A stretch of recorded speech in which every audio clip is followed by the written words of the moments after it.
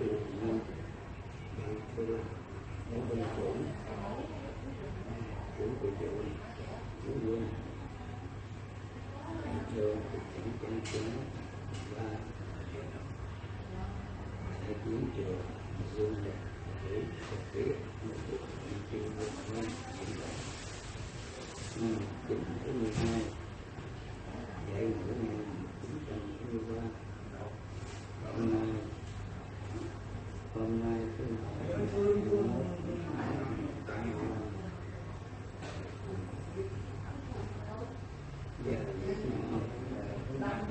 quan cầu nói dân tiên hát cho tôi không mưu cho không mưu đê do kéo dân tiên cầu quân ô tô lê hết nét số ta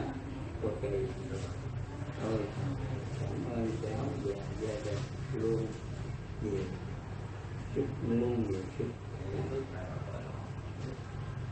công việc thuận lợi hạnh phúc và bình an.